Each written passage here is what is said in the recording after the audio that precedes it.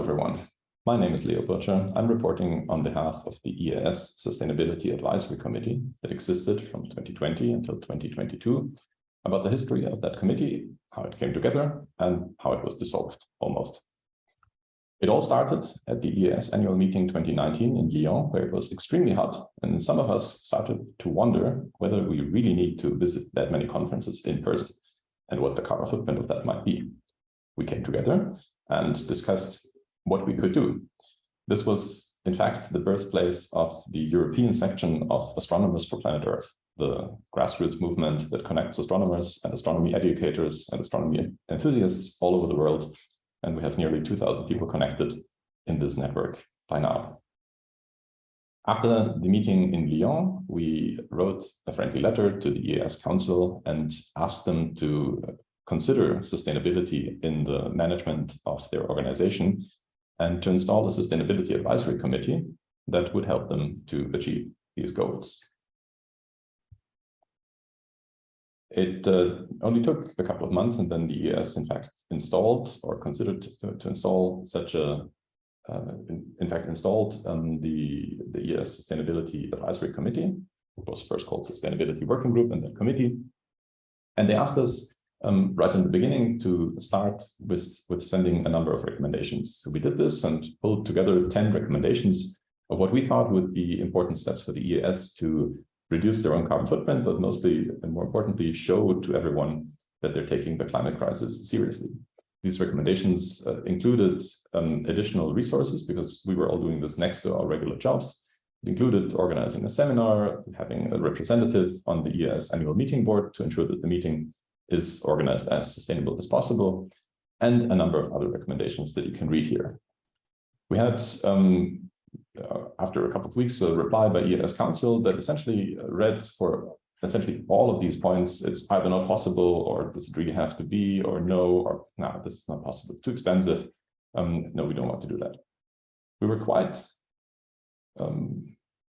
disappointed by that reply, because the initial statement by EAS Council was very positive, and we thought, oh, they really think this is an important issue that should be tackled. But then after we sent these concrete recommendations, our impression was they're not really seeing how urgent and how important that issue is.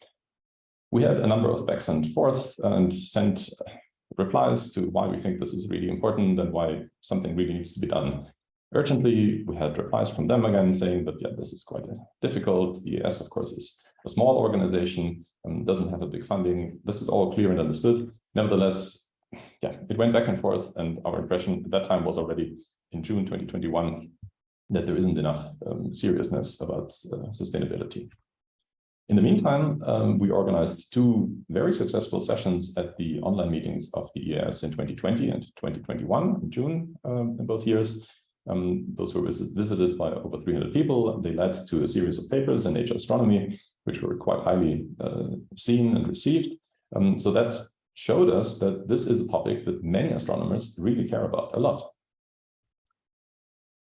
After the June 2021 online meeting, we were starting to get impatient and sent a message or had more conversations with the EAS and said, we now really need to see some progress from you. And if you don't join at least this UN Climate Neutral Now initiative, then we don't see any future for this committee, because we need to see something happening now. And that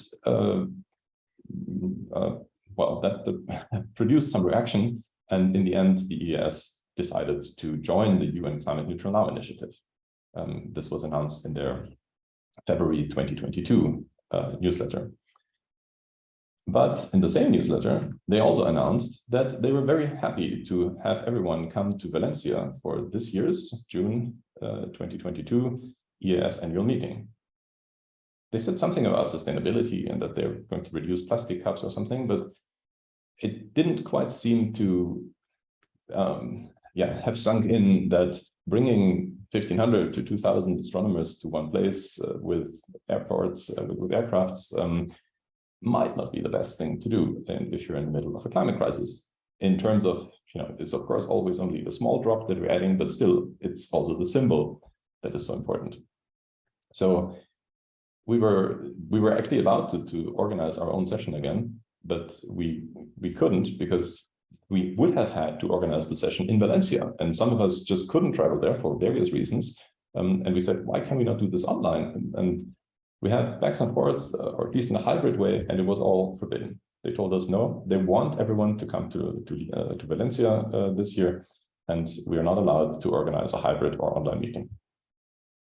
The reasons are manifold, but we cannot get into this here. This was enough for us. We said, okay, we've been arguing for 2 years now, and we are the Sustainability Committee. If we cannot meet online, at least in a way, and show, or at least demonstrate with our own effort that this is possible, then what's the point in having a Sustainability Committee? We wrote an open letter that was published in Nature Astronomy just before the meeting, and urged again the EAS leadership that they should really take this seriously and really do something. They replied on the same issue and said, yeah, they're already taking steps and they're no longer using plastic cups, essentially. But yeah, they didn't really see a way to have even a hybrid format. It would have been way too expensive, they said.